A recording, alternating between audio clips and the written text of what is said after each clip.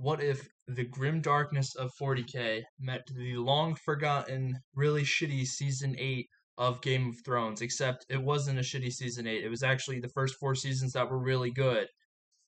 May I introduce you to Assassinorum Kingmaker? Really, really good book that I wanted to talk about today, guys.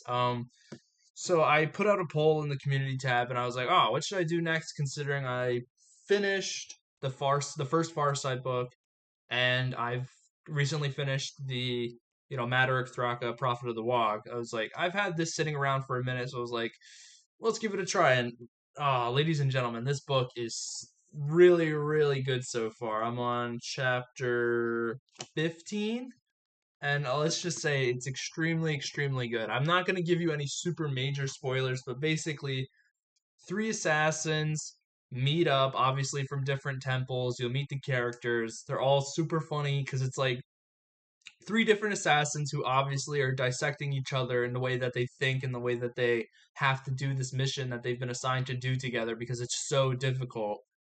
And they all just have their own quirks, and it's fun because really you don't get a lot of, I don't think, long form storytelling for the assassins, or at least they don't get a lot of focus. Besides, I know Nemesis, that's the only one I'm really acquainted with anyway.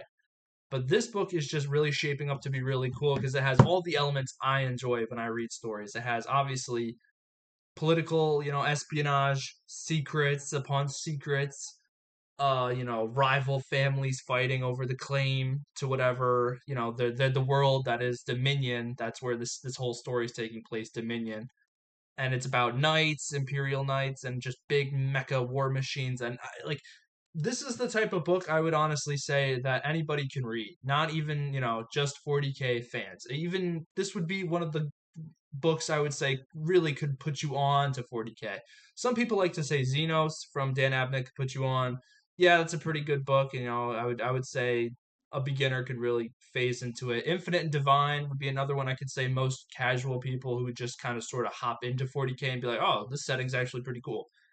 Assassinorum is one of those books where I'd also put it up in that pedestal where it's really shaping up to be really, really cool in the fact that it has a really good balance of obviously what I just mentioned, the political espionage and all this, two families fighting over the claim to the next king, and the king is announcing secession from the emperor, and the official assassin temples have illustrated, or orchestrated rather, a hit on him, and now they have to make sure that he's killed. And there's just so much going into this, and there's so much planning, and it gets thrown out, and then it gets replanned, and it's insane. It's like if you've ever watched Bullet Train, where all these assassins meet up for one goal and they are all combating against each other. This is sort of it, except obviously all the assassins in this book are allied. They definitely are working together, but they don't enjoy it at all because obviously one's a Vindicare assassin who obviously is super, super analytical and plans everything out. One's a Caladic, I don't remember what they're called, but they polymorph into any other gender they want to get their target. And then one is from the Vanis Temple. They all are just really cool characters, and they're all super funny in their own way. But we also get a lot of that Game of Thrones clan against clan, family members, and having houses of loyalty tested against each other and underhanded tactics, and it's interesting. It really is super cool. And I don't know, I just wanted to talk about it and put you guys onto it because this is really, really good, and I don't want to spoil all of it, but how often do you really get a book that's not really also focused on what it's portraying, right? So obviously this is an assassin book, but I'd also argue it's also an Imperial Knight book because we're getting a really, really deep, like, glimpse into how a knight world would operate. And you're also getting a really in-depth showing of how assassins work, of the various temples I just discussed, how the Vindicare work, how these polymorphing assassin temples work, and the Vanis temples even a little bit. It's a really good intro to the assassin faction, if you will. Even though I don't know if I could really classify them as a faction, but I'm going to anyway because I just feel like it.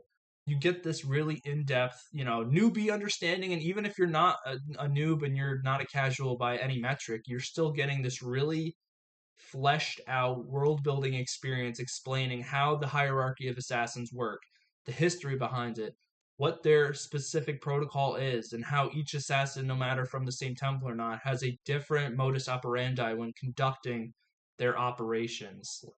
Like it is really interesting and it's cool because, again, as I said previously, we don't get a lot of that. I don't think you get a whole lot of long form assassin focused stories because maybe it doesn't sell well. Maybe it's obviously not the main demographic. It's not a space marine novel. It's not an ultramarine novel, but it's really good and it's really quite fascinating. And especially Imperial Knights. I, for one, am not interested in Imperial Knights, but I'm doing this little series. Let's call it the World Eater Gets Introduced to series, where I'm exploring different factions because I'm still relatively not new to 40k. I've been watching lore videos and now reading books for about a year or two now, but I still don't have this in-depth understanding of factions.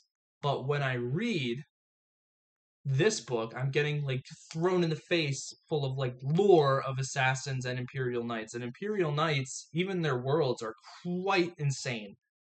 Like, think every world is basically Game of Thrones, where we have these mighty houses who have such an established history they predate the Great Crusade, which is insane to think about. This setting that has spanned for 40,000 years, we're in 40, what are we, the 43rd millennium now, I think, encroaching at least. There's no way we're in the 42nd anymore. These houses have been here since before the, you know, formation of the Imperium. These houses have such ancient knowledge and secrets that it is a wonder to me why GW hasn't capitalized on this more and given more authors sort of leeway to make these stories more, I guess. Maybe besides, I'm sure there's short stories and I'm sure there's other like knight books, but this one right here is just so interesting because we have a knight who's been kidnapped and it's obviously like a smaller model. I didn't even know there were varying models of like knights and all that stuff. But he's describing how the political system works on Dominion and how the marriages are contractual and how he was made in an artificial womb and the assassin's like, damn, your family's like fucked up, and he's like, yeah, it was unusual. It's so, again, as comedic as it is really funny because you are getting such a, you're getting as much lore from this as you would from like the 6 hour like random YouTube video you would find, or like let's say a Luton video, even though no, he's not random. I really enjoy his. I love the long form videos, and I'm a big sucker for those. But anyway, long story short, Assassinorum is really really cool, and I never thought this. Listen, I'm a barbarian. I 100% enjoy a World Eaters book because I know what I'm getting out of it, and I know there's no complex themes and literary elements. I'm getting blood for the blood god and skulls for the skull throne. But this has this deeper level of intrigue and complexity, both narratively and just in general, with the sense that they're assassins, so obviously they're going to be underhanded and have a crap load of secrets upon secrets that only their bosses know, and their bosses, and so forth and so on. It's appealing, and I really do think that this is one of those 40k books that everybody should read because it's literally like all levels of access, whether you are just starting out, whether you have an army and you think assassins are cool, or you're in the third secret lore master, committee where you can recite the whole Horus Heresy backwards while a cop's interviewing you, asking you if you've had some heretical thoughts lately.